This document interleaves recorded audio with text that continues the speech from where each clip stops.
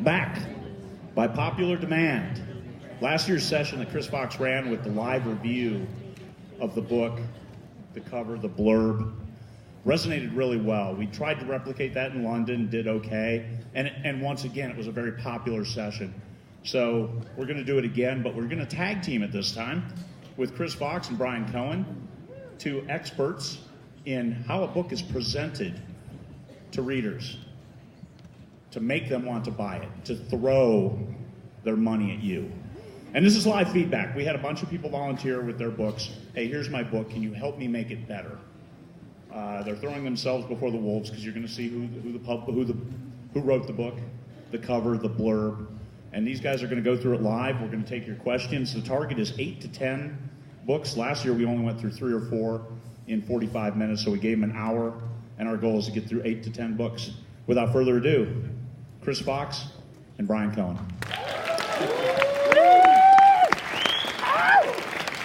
All right, guys, can everybody hear us okay?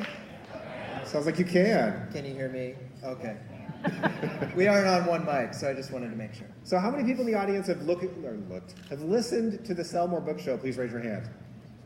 Okay, so the vast majority of you already know who Bryan is. Has anybody used Best Page Forward? Fair number of people, all right. And has anybody read one of my books? Yes. Okay, lots and lots of people. Awesome. All right, guys, so we're going to go over some fundamentals. Most of you are very familiar with this stuff, and we're going to do it very quick because we want as much time as possible to go over the books. And what Bryan and I brainstormed last year, we started asking the crowd for suggestions on how these pages could be improved. And we did get some good feedback, but it just wasn't time efficient. And so I didn't want to do all this myself, and I figured, I'll just get the best guy with blurbs, and he can help me. So here we are. So I'm going to go ahead and jump into the slides. We're going to start talking about the basics of cover design. We're going to go over blurbs, titles, and how you tune them so that you can actually sell books in your genre. This is sort of the holy grail for all of us, right? So that's what we're going to be going over. And as far as qualifications, my very self-aggrandizing slide, that's where I'm at as of last month in terms of ebook sales. Now, if I was Michael Anderle, I would jump off a bridge if those were my numbers. But I know lots of people in the crowd are aspiring to hit this level, and it is a level, I think, that is attainable to any author that is willing to dedicate themselves to mastery of a specific genre. And to do that, you need to know about writing to market. So we'll talk a little bit about that. But first, let's jump into Bryan and some of his qualifications. So Bryan spends the vast majority of his time running the Sell More Book Show, running Best Page Forward, and making how many blurbs have you done now? We've recently crossed 2,000 orders of book descriptions. So 2,000 books he's done in the last few years. Thank you to all of you who are in those. And then on top of that, Bryan has also made a nice tidy sum selling his own novels, even though he doesn't do that full time. It's just something he sort of does on the side. So Bryan is making quite a bit of money and has a lot of experience in doing this. We're going to talk again just about the fundamentals of writing to market. If you've read the book, this is a review. If you haven't read the book, I'm just going to go over the 3 tenets. This, to me, is what writing to market means. So before I do that, guess when I started writing to market? You can see one month where the curve just shoots up there to $12,000. That was my first written to market book. Every book before that was not written to market, and while they do okay, I was not making the kind of money I needed to survive. So you can see there's gaps there where I'm not making much money. That's not because my books aren't selling. That's because I'm playing World of Warcraft. I spent a little bit too much time doing research and working on side projects. I spent a lot of this year building a write-to-market course and a role-playing game for the Magitech Chronicles. And those things don't translate into revenue right away, but you can see I'm still doing pretty well. So what are those 3 tenets that I was talking about? The first one is identifying your target audience. This is an understanding of who is reading your books, because sometimes that's you. It's exactly the same as you, and sometimes it's somebody completely different than you. And if you make the mistake of assuming that they read like you and that they like the same things that you do, then you're going to give them a book that they're not interested in, even if they like the cover. So know your audience. That's the first tenet. The second tenet goes hand in hand with the first one. It's understand the emotional resonance that your target audience is seeking. So in my case, when I was a little kid, and I'll try to make this story quick because I know we don't have a ton of time, I was kidnapped. I'm going to put that in air quotes. My mom lost a custody battle, and my brother and I ended up changing our names. We went by our middle names, and we traveled around a few different states kind of on the run while my mom tried to figure something out. And so I spent a very unstable year at the age of 8.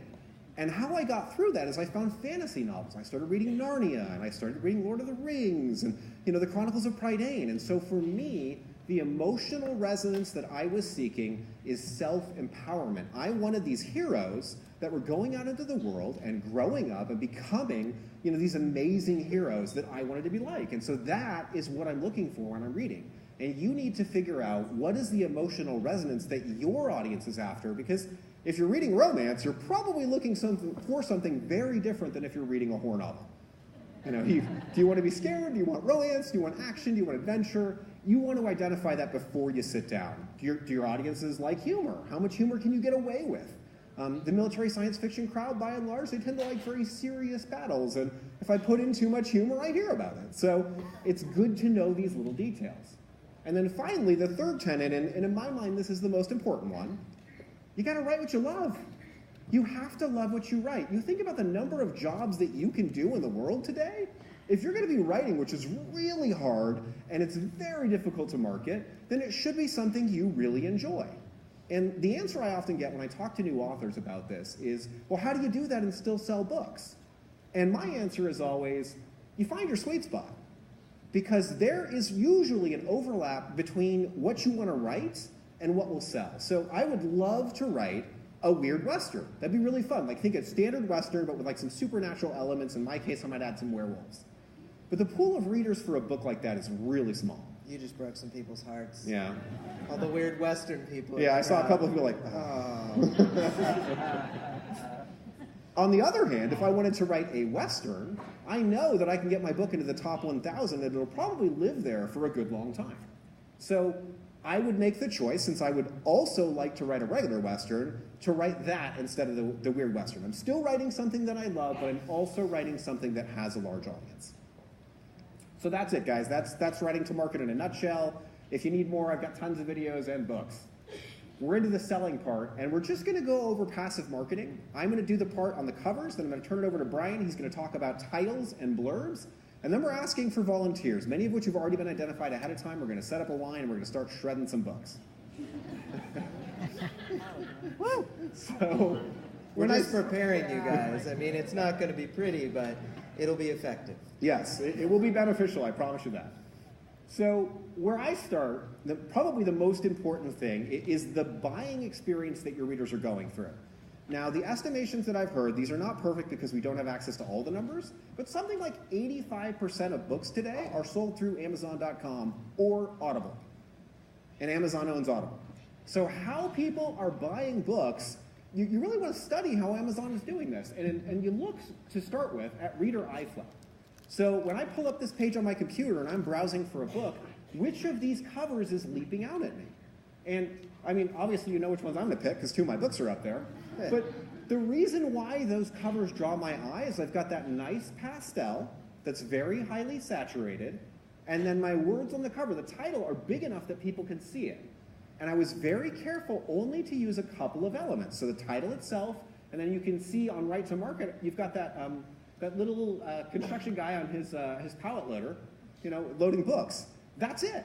I didn't want to put a bunch of stuff on the cover. Now, if you look at a lot of the other covers, even the one in the #1 spot up there, can anyone in the back row read what that title is? I see some heads shaking no. So, no, you can't tell what it is. And that means that if I, a reader, come to this page, you've already lost the battle if you're that book in the first position, if you're counting on people to discover you through Amazon. And we can't afford to give up that real estate. You need to make sure that your cover is beautiful, genre appropriate, and attracts the reader's eye. Because if it does, what'll happen is Amazon is going to start selling the book for you. Amazon loves selling things, and if they realize that you're converting very well, so lots and lots of people are clicking on that book on that previous screen, and then they're going through to buy it, then Zonbot, one of the world's first AIs, and it very much is a nascent AI. It's a series of what are called classifiers in data science that are all working together to figure out who's buying what and how they can sell it to them. That's the world's cutest AI. Isn't it, though? Yeah. We won't be saying that when the robot overlords take over. I know. Okay, so cover design basics. This is the last part of my part of the presentation. I'm going to hand it over to Bryan.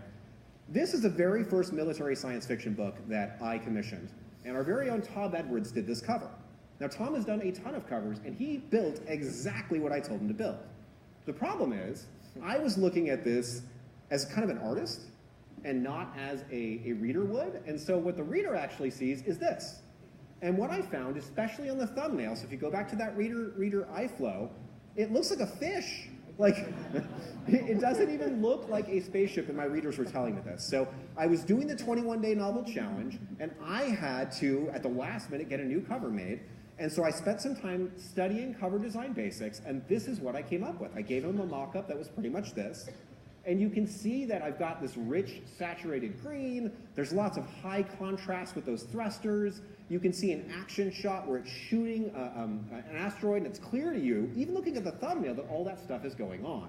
That worked tremendously well, and this is still my best-selling novel. So you want one or two elements on that cover, and you want high contrast. Bonus points if your cover has a legible title that readers can make out from that thumbnail. So I've had a number of memorable mistakes. This is my favorite one, and anybody who's watched my videos or read any of my books has heard me bash this poor book. This was my second series that I launched. The first book was called Hero Born, and I hired a guy that I'd never really worked with before to make me a cover, and at the time I was still a software engineer, so I didn't have time to get a new cover before this went live. I had deep reservations, and I was right. It doesn't look like a sexy superhero, which is what I was hoping for. It's kind of a cross between X-Files and Heroes was my goal. Instead, it looks like your creepy Uncle Phil peering over the fence at you. Or Raiden from Mortal Kombat. Yeah, see, I would have accepted Raiden. If I had the hat, I'd be good. He needs the hat. Yeah. He needs the hat. But I didn't have any of that stuff, and so guess what happened when I launched this book? It went right up to number, I'm going to say, like 1,800 in the store, because I had enough readers who'd read my other stuff that they were willing to buy it, and then it tanked. Because it didn't convert, Amazon recognized that fact, and they stopped trying to sell it. I did it again with Behind the Lines. The big problem on this one is there's not enough contrast. So the artwork itself is phenomenal. It's some of my favorite art. I've got a full-size cover on my wall. But you can't tell what's going on in that thumbnail. Maybe there's an explosion. Who knows? But you need to be able to make out that spaceship, make out that hunky cowboy, make out whatever is appropriate to your genre. And the people that I love to hold up, Jason, are you in the audience? If you are, please stand. There he is. So Jason's in the audience. This is one of the most successful covers I have ever seen in my life. And they talked to me before they went live with it, and I gave them a big thumbs up. And the reason for that is if you look in the little thumbnail, how many people in the room would call themselves a Star Wars fan? Okay, so most of the room. There's two suns just like Tatooine. If you look at the shape of the helmet, it looks a lot like a Stormtrooper helmet. And when you read the description of the book, not only do they have the best tagline that I've seen in a while, it sounds like this is a gritty Star Wars without the Jedi. And that's exactly what Jason and Nick were going for. They are still having Amazon back trucks full of money into their driveway every month as they put out more books in the series. And they're doing it because they understand passive marketing and what their readers are after. And I've done more right than I have wrong on my own series, but you know, I've beat my chest enough here. So I'm going to skip this one because we're running out of time. I will briefly mention mining reviews. You guys have heard me go over this before, I'm sure a lot of you.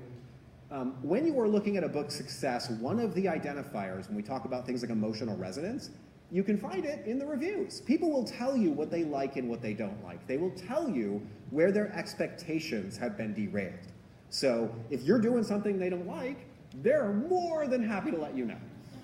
These are some of my one-star reviews, and I don't know if you guys can read those in the audience, but the common theme between all three of them is that the first version of my paperbacks for my nonfiction were terrible.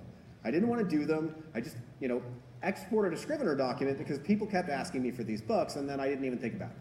So I got a lot of one-stars, and I hired my wife, who is a formatter, to format the books, and these one-stars went away. But the way that I knew there was a problem was, again, going into the reviews and mining it.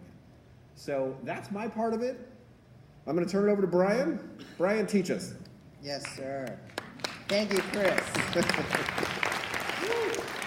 So let's talk title, let's talk blurb, and then let's carve some people up. That's how we're going to do it here. So when you're writing a title, it's okay to be obvious. It's okay to be familiar. I won't go into the whole story from The Power of Habit about the song Hey Ya, but I have before. No one listened to it because it sounded too weird. So they had to sandwich it around like Celine Dion and Maroon 5 on the radio. Seriously, true story. But it was too weird. And so you want to go with the words that are familiar. Heart, love, man, game. I mean, that's already a good title. Heart, love, man, game, cowboy. Like right there. Right there. 500 in the store, shooting all the way up. I mean, go with, I'm not even going to go into all of these. These are obvious, but do the obvious. Game of Thrones, Throne of Glass, all the thriller books that are girl, Gone Girl. You've got, like, they work for a reason. So look at your genre, see what's selling well. Obviously, don't just have a one-syllable change from an existing property, but look at what is obvious in your, I don't think this, I never search this on Amazon. I go to Google and I search Amazon Top 100 whatever genre. And that's how I find it. I go to Google for Amazon, whatever. But that's how I find my top 100, look through it, see what is going to work. When I was doing a fairy tale series, I said, oh, I have all these ideas. Wait, all the successful ones have the name of the fairy tale character in it. So I went with Cinderella Dreams of Fire, and it did pretty well. And so I think that don't reinvent the wheel, go with the obvious. And that is clear on the covers, and that is clear on the titles. And it's similar to the taglines and descriptions. You don't want to go with the most unique sounding complex thing. Sometimes just go with something simple. I rewrote, I'm sure you guys will be able to tell what these books are, but I just wrote these, while eating a TGI Fridays omelet this morning in my room. 1 billion people will watch them die for the Hunger Games. Magic is real, so is evil for Harry Potter. And 1 throne, 6 contenders, a reign of fire and blood. Short. I tried to make these Foxian with my as few words as possible.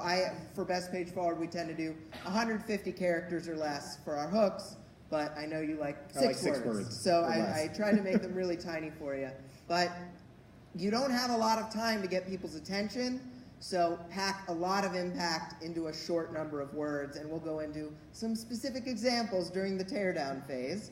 But for writing descriptions, I tried to make this short and sweet for you guys. After the headline, after the hook, introduce your character. I don't care about your plot, your 20,000 years before the thing. Introduce your character, because people care about Katniss, they don't care about the capital. Just remember that. Follow that character's emotional journey. If it's a romance, you're probably going to end up following 2 characters' journeys. Raise the stakes. I see so many descriptions peter out as they go along because you kind of get meandered in that middle of the book and you want to share those plot points, but you don't want to spoil the end where the exciting stuff happens. Hint at the end, vague it up, as I'm often saying, and really hint that there's something huge that's going to happen. If you skip that, readers are going to skip your book too. Leave them wanting more. I love a cliffhanger at the end. There's a lot said about cliffhangers and whether or not to put them in books, but you definitely should put them in blurbs because I think you need to get that reader to say, I want to know what happens. So that I want to know what happens moment needs to be towards the end of your description, and then some people are going to dislike me for this, and probably life choices I've made, I don't know. But ask for the sale. Buy this book today. Buy this book, something, something, today. If you look at a lot of the descriptions Best Page Forward has written, we have that at the end. You could do explore, discover, whatever. But ask for it, because as I have said many times, someone who's about to buy your book has a lot of internet windows open. Their kids are playing loudly to the point of roughhousing. There's something on TV. Give them that little extra hand-holding. Go buy this book. Oh, okay. And then deal with the kids. So I just brought in one blurb here that we wrote for Mark Dawson. An offer he couldn't refuse, a murder he can't remember. John Milton's life is about to change.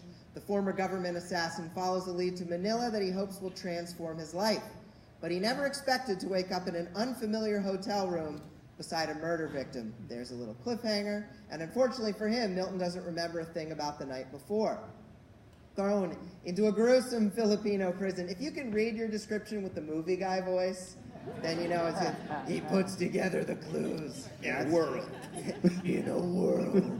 And then I do Batman voice for 5 seconds and die. He puts together the clues that led to his betrayal. With no allies and even less hope, Milton must use his wits to escape and take revenge on the men who put him there. If he doesn't lose his life in the process, there's the stakes.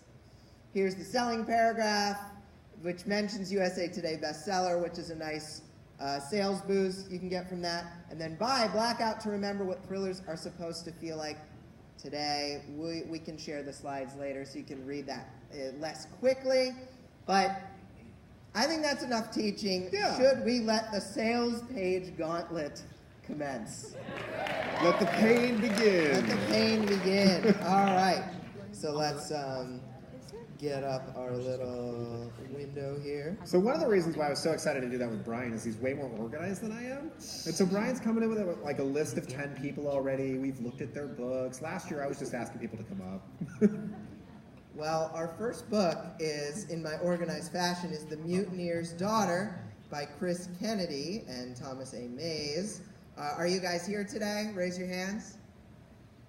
Volunteered, so you better be here. Okay, I see. All right. I saw a hand. So, Chris, I'm going to make this a little bigger. Why don't you go scoot around and check out this cover? And I will read the blurb in the meantime. Can you shrink that down a lot, actually? Oh, yeah.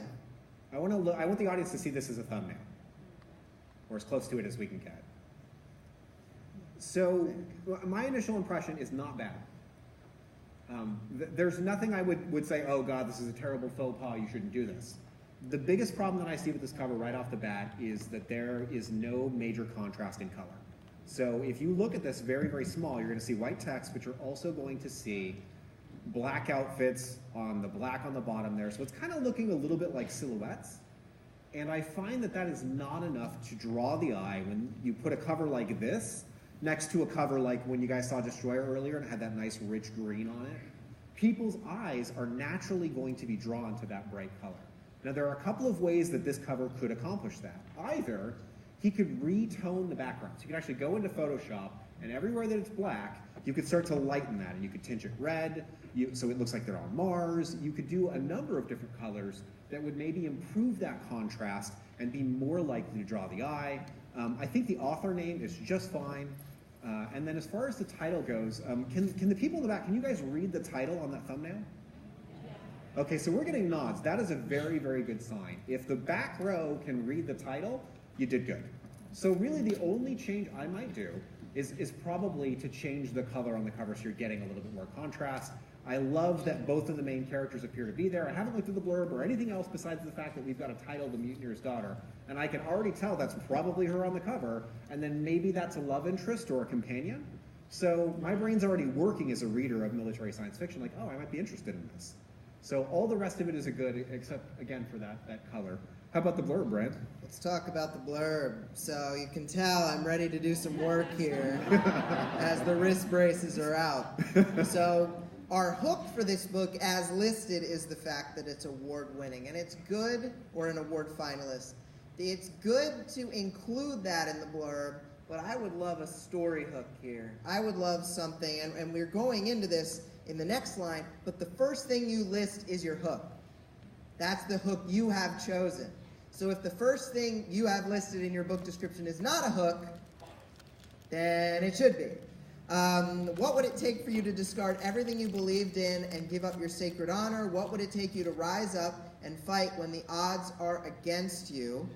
It's a little long, definitely doesn't fit the six words, but I would also say, I don't know what genre that is from the blurb. And you shouldn't expect, if someone's coming from an AMS ad, they've already seen the cover. I've seen some heat maps that show what people look at when they visit a page, and they don't look at the cover anymore. So they're not necessarily going to know this is the military sci-fi. This is the genre it is. So you need to clue that in the hook as well.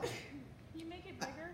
Oh yeah, sorry. I was going to do that and then forgot. Yeah, we don't need our Got in the zone. All right. Is that a little better, you guys? Yes. I know it's still small, but so we have the introduction of Benjamin Beno Sanchez. Spent over 20 years of his life defending his colony world from the continued encroachment on the Terran Union. But I don't care about him from this sentence. I want to care about this character. And that's what you should make sure your first line does. Well, how has he felt from this? What is the beginning of his emotional journey? That's what I want to know. And then this tagline is, his debts are paid and lives and prospects have been secured, and he will soon achieve the dreams of freedom and a better life for his child. I was watching the Muppets movie the other day, the new one, and when Kermit the Frog says he doesn't want to raise the money for the Muppet Studio, Amy Adams' character says, this is going to be a really short movie. And that's what I feel about this line. It says, his debts are paid, everything's good. We need a middle of the blurb cliffhanger for what he's dealing with and why people should keep reading. I'm just going to scroll down to, this is a little long, we're in the 6-paragraph territory, so I like to do 3 at most. Really try to cut to 200, 250 words. Sacrifices must be made, but how far will a father and daughter go to be reunited? I think that's pretty good cliffhanger. I'm cool with that. But it takes us a little too long to get there. And as I'm always going to preach, selling paragraph and call to action at the end. And so why you should buy it, what is the book, why you should buy it, and then the command to go buy it. And I say it's a command because it's buy this today. It's a command would be the proper grammatical term for it. And that is perfectly okay. So anything more you want to say about this one? I have a question for the audience. Does anybody, when you are buying a book, do you care that that book is read in a award? Raise your hand. Okay, so enough people that I think it's statistically relevant, but it is a minority. So it seems like that would be important, but like Bryan said, if you put it at the end, you're probably much better off. Let's move on to and thank you for your volunteering, and I hope you're okay. Temple of Indra's Jewel, a paranormal time travel romance. Okay, so it's good that I know from the title what genre that is, because looking at this, it's not necessarily clear. I would have said that this is probably some flavor of fantasy. It harkens back to, did anybody used to watch the Disney movies on Sunday night when you were a kid? That's what this cover is saying to me, and that in and of itself is not necessarily a bad thing. It's a good emotion to kind of evoke, but if I saw this cover next to, let's say, 10 or 12 other covers, I wouldn't necessarily jump on it. Now, I'm looking at these elements here, and I've got a magical book, I think. It looks like a castle in the background, and then that kind of a halo glyph thing around the castle, I don't necessarily know what that is. But I do know that this is going to involve time travel. There are other books in time travel. The first thing I would do is rush over there and start looking at those covers. Bryan, can we scroll down a little bit and look for time travel as a category on her product page? Absolutely. And then click and see what the top 20 books look like? Is time travel an option for us here? If not, we can go down. It's not coming up as one of those. That's under sci-fi, right? I can never remember if that one's sci-fi or fantasy, because we just jump to sci-fi as a root directory and then find it from there. I can find, I'll just Google it. See how much easier this is? And this is why I brought Bryan. Mm-hmm. All right, top 100 time travel science fiction. Beautiful. Here we go. Now, I want you to look at especially the first 3 covers. I mean, really we can look at all 6, but the first 3. Now, on the first one, we've got a person. And as Bryan pointed out, really the emotional reason that most people read is that there's some character that they're going to connect with and they get to be that character. So if I want to be an ass-kicking machine, I can see on that first book right what I'm going to get probably. And since it's listed in time travel, I know it's also going to have that element that I care about. Second book, you can see the time period that is involved there. And maybe that's what we're seeing on the cover in question. Maybe that's what the castle is. Maybe we're traveling back in time. But it isn't as clear to me that that is the case. And so it needs to be. The third book you see there is showing us, presumably, I've never read the book, I can't even see what the title is. I'm going to guess that's some sort of portal that would take us back into the past. So each of these 3 books is giving me elements that are causing something to fire in my brain. And that's what you need to get readers to do. When they see the image, they need to know, oh, this, and relate it to something they are already familiar with. And so what I would do, if it was me, is I'd probably remove either the book or the castle and try to focus on one of those 2 elements and make that central on the cover so that it was very visible even as a thumbnail and was kind of conveying what my desired genre is. I also work a little bit on the typography. People in the back row, can you read that title? Yeah, I'm seeing a lot of shaking heads this time. You want them to be able to read it. So the first one we looked at, something more like that with a thicker typography so we can read the words in the title a little bit better on that thumbnail. And those would be the changes I would make. Awesome. Let's talk about the blurb. I'm going to just go all in. 250%. Is that even better than before? Oh, wow. Yeah. All right, cool. I do what I can for you people. All right. So, we have another kind of longer hook here. While vacationing in the south of France, a librarian is pushed, watch out for passive voice, is pushed from a cliff and into the body of a 19th century princess destined to be murdered. Can this resourceful librarian hunt down someone who isn't killing by the book, or will she be checked out for good? Oh man, killing by the book, I love puns, particularly in Cozy. And I don't know if it fits, but if this is a lighthearted time travel, go all in, lean into isn't killing by the book, and I'd just make it, you know, can a librarian hunt down someone who isn't killing by the book? Now already, that sounds like a kind of a fun hook. You're going to get a chuckle out of that, I think. Exactly. So one thing I want to point out here, and I'm fine with the capitalizing of the name, that's neither here nor there.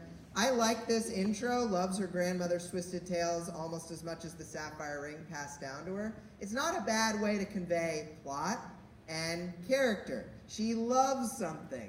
When you're seeing likes or loves in that first introduction sentence, you're seeing, oh, the character cares about something. That's good. We get a little block texty here. There is a way, I like using Jim Kukroll's Amazon or Author Marketing Club formatter. It gets you the nice M dashes. You can get the code for that, or as opposed to the 2 dashes. But you got to be careful about the sentences with multiple breaks, because every break you need to consider a break in the momentum of the description. So we've got the cliff landing splat. I think that should really just be 1 dash there in the middle of 19th century Monaco, comma, where a killer plot to seize the throne could consume her entire future, M dash, past and present. One thing to do is read every comma or M dash aloud as if you're doing dictation. And if there's a lot in a sentence, then you probably know you have gone too far. There's a lot of sentences that are around the same length here. You're seeing they're taking up around 3 to 4 lines each. If that's the case, you run the risk of lulling your reader to sleep by just the same sing-songy frame over and over again. You don't want to do that too much. Shorter and then longer sentences do a good job of kind of keeping the reader awake. A lot of books are purchased at night, right? KU page getters. So let's see. With time and the constant threat of death hanging over her, she must take a page out of her own history. I love that. Again, right?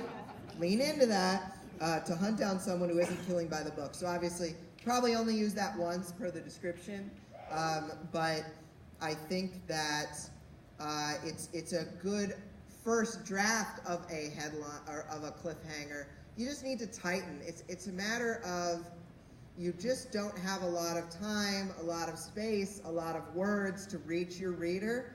So if you can take your 250 word description and in a couple of drafts get it down to $1.75, get it down to $1.50, then you know you are at the highest possible impact. And like I mentioned earlier with the passive voice, find a more active way of saying things so that you just go as quickly as possible through till the end. I will say once again, selling paragraph and call to action at the end of these because it has been shown to increase sales. So hopefully we didn't hurt you too much there. So one last little thing on the cover for that book, now that I've heard the blurb. If it were me, I'd remove the castle, I'd remove the symbol, and I would add a woman falling off of a cliff into the book. When you get some O's, you know you've done something well. Awesome. Rachel, you were here, right? Did we help you? Okay, good. Yay. Awesome. Fun. I couldn't hear you. You might have been screaming bloody murder. She's laughing. That's a good sign. Okay, good. All right. Our next is Collecting Secrets by P.E. Kavanaugh. P.E., are you here? Okay, awesome. Yay. All right. Let's party. Okay, so Brian, to start with, if we can jump to her primary genre, whatever that is, I want to look at the other covers. Got it. I assume this is erotica? Yeah? Steamy romance, okay. How steamy? Very steamy. So, like, could I safely give this to erotica fans and have them be happy with the payoff?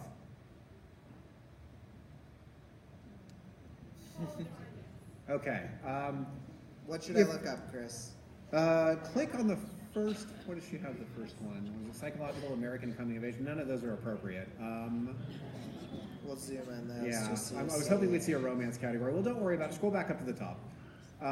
What I would do is probably change the font, maybe the coloring of the Collecting Secrets, and I might even think about something.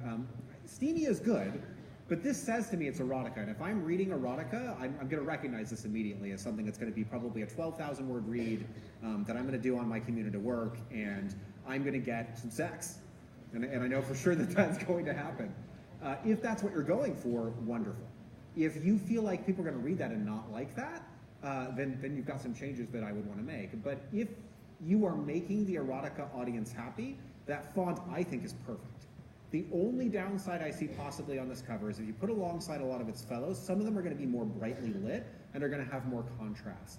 And how you might get that is some sort of splash of color somewhere on that image. A necklace on her throat, give it a bright sapphire, something that's going to draw the reader's eye. Even though it's not changing the cover very much at all, it's just enough that you get that little splash of color, and that, even though the readers understand why, is going to look at the image.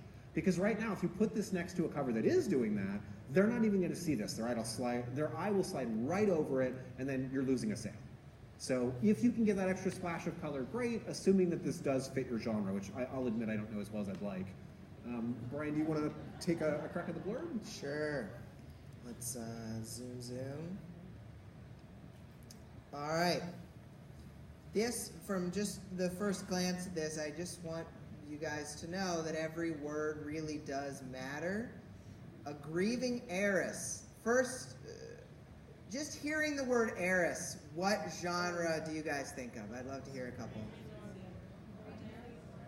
I've heard calm mumbles. That is all I heard from Yell you it out. people. Historical. Billionaire romance. Okay, so Royal romance. I definitely think of Victorian kind of romance a little bit. And so maybe a more modern word for heiress could be helpful. I also even look at undone. It almost feels a little old school. Undone by one bold move. I like that it's short.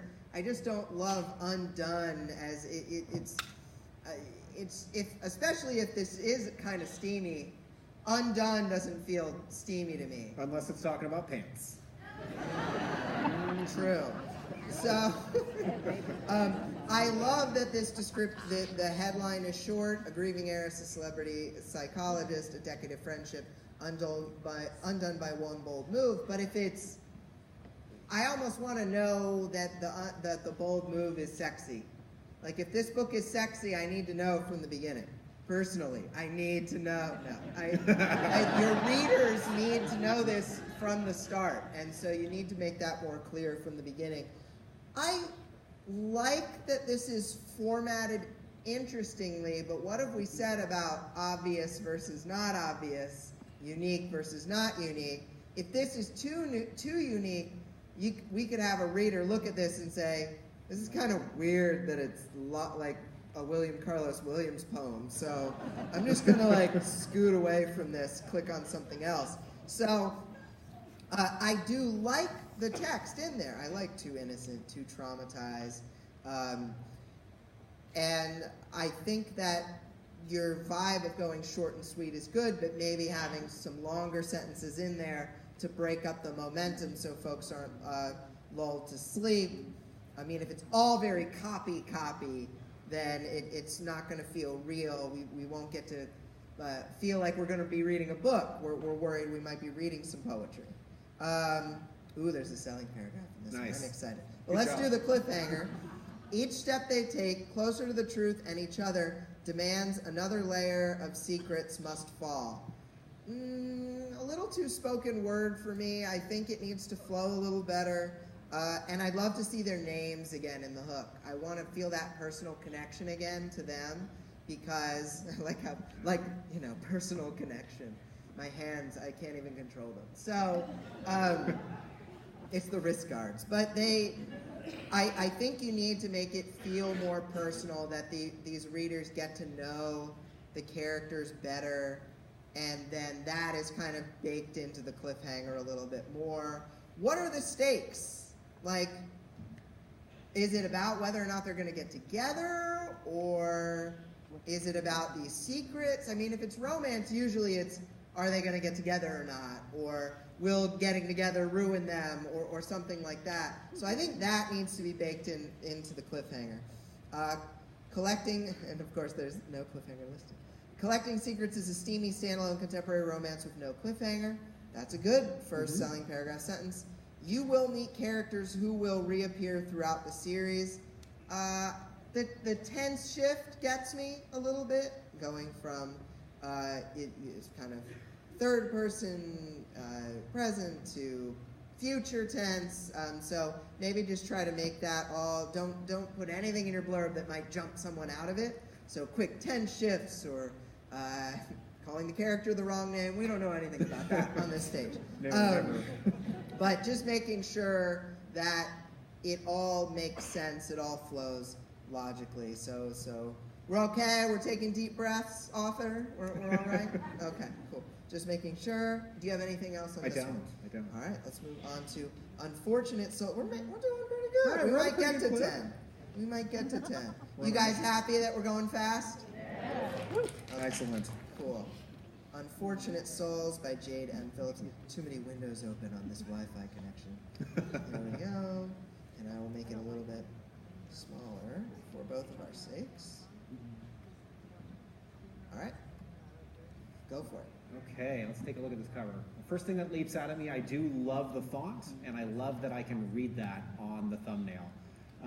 You've got what I call, and I'm not sure what the actual term for this is, progressive color. So at the top, you can see you've got that light, almost white shade of blue, but as it's falling down the cover, it's getting to be darker, and that's going to mimic what a reader's eye will do. So they'll get to the top of the image, because they're always going to go to the brightest spot, and they're going to start going down from there. So that's kind of exactly what you would be aiming for on a cover like this. Now, it's not necessarily clear to me what the genre is, just from the cover. That can be a problem, but not necessarily. It could be anything from a fairy tale to urban fantasy, really, with this cover, and I'm not sure what it is, but we'll know when Bryan gets into the blurb. I'm very intentionally not looking at the blurb. This is enough of a cover that if it was in my chosen genre and I saw it, it would definitely draw my attention. So, yeah, this is the first cover I wouldn't change. I would leave it exactly as is. Nice. Way to go, Jade. But now the blurb. Now, so remember, the first thing listed is your hook. Where is Jade? Just so I can kind of direct my... Good for a hand. Hey, Jade. There she is in the back, hiding. Direct my my advice. So first thing in your blurb is your hook, whether or not you like it. So I don't think you need to repeat what's already there with the title and the subtitle. So I think you could skip that. First person descriptions. This I always say, look at the genre and make sure the genre is doing this. I see this a lot in kind of bad boy romance. I do see it in kind of paranormal sometimes. I don't love first person because I almost feel like this is just me being lazy and wanting to take the easier path. It's easier to nail a third-person description than it is to really embody the voice of this character and get them in from the beginning. So it's a higher hill to climb. But that doesn't mean it can't work. I've seen some very highly ranked in the store first-person descriptions. But just make sure that the top ones in the genre are also using this. I love the ending for this, by the way. This is short, so let's just zoom. That's my zooming sound. My name is Ruby Carter. I'd like to say that I was a normal teenage girl who only wanted what every other teenage girl wanted. Watch out, repetition. You don't need to say teenage girl twice. Love and acceptance. But unfortunately, that just wasn't the case. Little roundabout. You might want to cut to the chase a little quicker, like, my name is Ruby Carter, I'm a ghost. I don't think she's a ghost necessarily, but I'm just saying you can get to it a little bit quicker. You don't have to, you have the whole book to tease things out, not in the blurb. I'd always been different, seeing things that weren't there, shadows that did not exist, feeling like I was always being watched.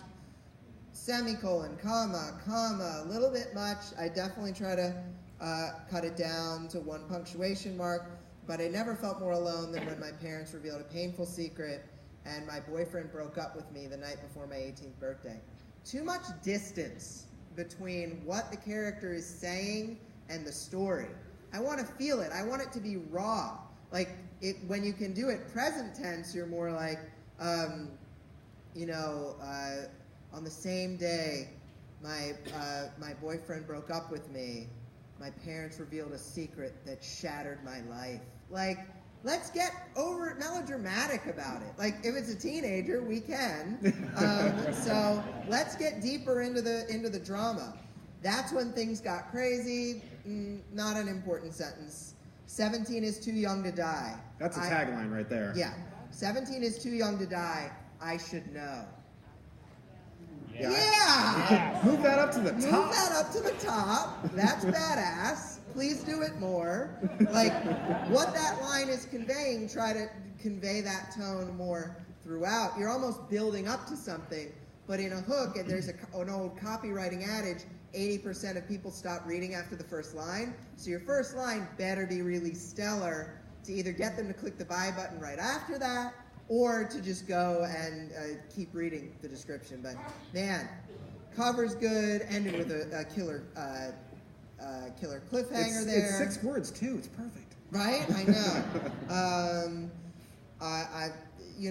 The trigger warning kind of stuff. That's I don't know if you need it. I mean, a lot of. Do you think it's worth putting like after a selling paragraph? Like if you have a series to list it, I mean, they're probably going to have a series page, so maybe it's redundant. I don't know. I see people doing it. I think some people obviously only want to buy if it is a series and they want it clarified. I don't know. I don't know about this, and I don't know about this, but I would test it with and without it.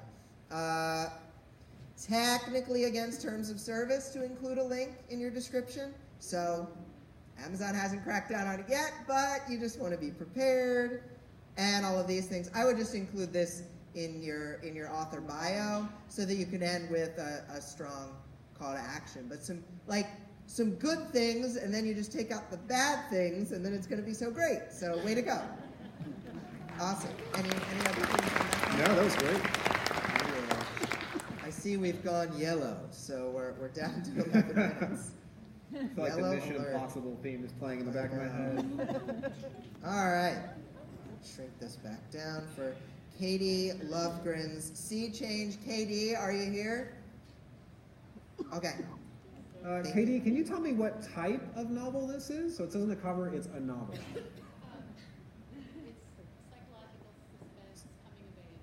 Psychological coming of age, is that what I heard? Okay. This looks to me like a genre that I absolutely love to read, archaeological thrillers. So if I saw this cover, I'd be like, ooh, I'm about to read about like Indiana Jones discovering a lost continent. And that's exactly what I would expect. Even if it's psychological, if you are involving a strong protagonist that is a character-driven novel, where possible, I would put her or a model of her on the cover. So I probably would scrap this, start from scratch, and get your main character, your protagonist, on there. Now, the one thing I do really like about this is the size of the title, because that's going to draw people. And you've also got that orange-blue contrast, which is largely associated with science fiction, especially military science fiction, space opera, So it works, it gets people's eyes, but it's going to attract the wrong audience because it says the wrong genre to me. So definitely, I would start from scratch and get that protagonist on there. All right, Katie. This is mercifully short. The pause is deafening. Connor must cross oceans in search of home. I think that's probably the first line of the synopsis rather than the hook. I need something. It's short, but I don't really know where the story is going from that. You need the hook to kind of be that 80% line that is going to get people really excited. In the summer before college, comma, Connor Lescue has two things on his mind, colon, finding his mother, comma. You get the idea. I'm not going to do the other two commas. But everyone is a momentum break, so just make sure to be more clear. And I would love, so Revan is a girl he meets while looking for her. Are they romantic at all in the course of the book? I need that. I personally need that. We need to see that because obviously a lot of readers enjoy reading the romantic subplot, even if it isn't the full thing. So all we know from this mid-blurb cliffhanger is he met her. And so we need more than him just meeting her. We need, how did it already change his life, and how excited is he, and how has it held up his search for his mother? We need to kind of know. Plot doesn't matter, in my opinion. Plot is window dressing. I want the emotional journey. You stuff a little bit of plot just to kind of keep things moving along into the first half of a sentence or the back half of a sentence, but you really focus on the emotional journey. So Revan, an artisan provocateur, will have more to do with his journey to his true family than he has any way of knowing. So we need to tease that out a little more, learn about Revan, not just what she is, noun, but what she feels, adjective, and what she does, verb. I don't know why I'm talking like that. But I just want to emphasize that the more we can see where she's coming from, the more we can feel what Connor's dealing with, not just that he's looking for his mother, but what that does to him. I want to know that. If it's psychological coming of age, I want to know what is this coming of age journey that he needs to endure. And so I would say we probably want to build the romance and the search into the hook. So let's see. I'm trying to think of one on the fly. His mother is missing, but the girl he meets will show him what he was missing all along, or something without the missing repeat. We want to see, get the romance in there, get the search in there, and really make people excited about continuing to read the blurb. So, but I love that it's short, and I think shorter is often better. So that's a good note there. Any other? Yeah, I had a couple questions. Does it take place on Earth? Yes. Okay. Is it in the present? Yes. Okay. When you say that Connor's mother was taken away, where is she that could happen? She went on a vacation and didn't come back. That is something I might lean on in the blurb. I like that, yeah. And if there is a way to work that into the cover, I would do so as well. How? Let's see, how would I do that? So she's gone on vacation. I might do something like a front door open and I don't know, a single shoe next to it, or something to show that somebody left in a hurry. I would probably brainstorm 10 or 15 ideas. And then, do you have a mailing list with some readers on it? A few. Okay, hey, 5 is enough. Okay. I would do that, or I would go to an author community of your fellow authors in your genre, and I would say, okay, hey guys, this is kind of the ideas that I'm thinking of. I mocked up these 5 different versions of the cover. What do you think? I know a group that can help with that. Facebook group, 20Books. All right. But yeah, do you have any other questions? I just wanted to make sure. What readership do you think I should lean towards to get more traction? Well, it seems young adult. Would you say that it's young adult? I haven't been sure. If it is young adult, and it sounds like it is from what you're describing to us, then you need to get both protagonists on the cover. Yeah. Well, at the very least, we need to see Connor, but ideally we see both of them. Okay. Thank you. Sure. All right, well, time for one more? Oh, we're fitting in 2 or 3. Nice. We're gonna go speed round, We're going Chris. to talk really fast. Of course, we get into the memoir on the next one, I think. Man, I love your title. That is absolutely great. I think that a lot of the strength of this is going to come from the title especially. I think that the artwork seems to be tailored very much for this particular book, and that maybe that shouldn't change unless we're playing with colors. So I might take this into Photoshop and start messing around with some of the blacks in the corners to make that into a deep blue and see what that does to the cover. If that was blue instead of black, that might be a good improvement. And then I would also make the cover larger if possible, especially the subtitle. So I want readers in the very back row to be able to read Confessions of a Bad Ugly Singer. That's great.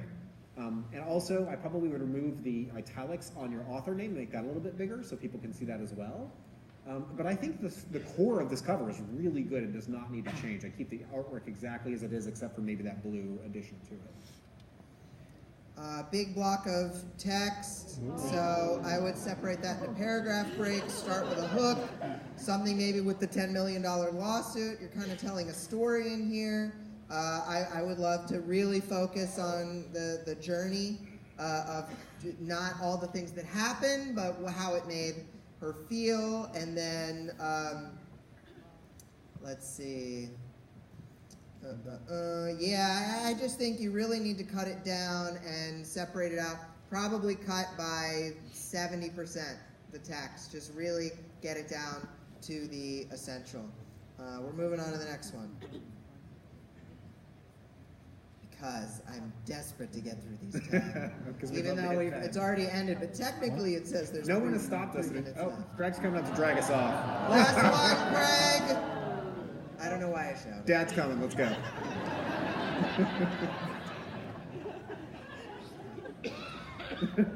I know. You gotta be the bad guy, I guess. Well, Craig, Thanks, Craig. you do this Thanks for last having us, one guys. with us. All right. I'm up. Okay. All right. All right. This, of course, it takes the longest to load. So this is death. I'm cutting out of everything. Poor Craig.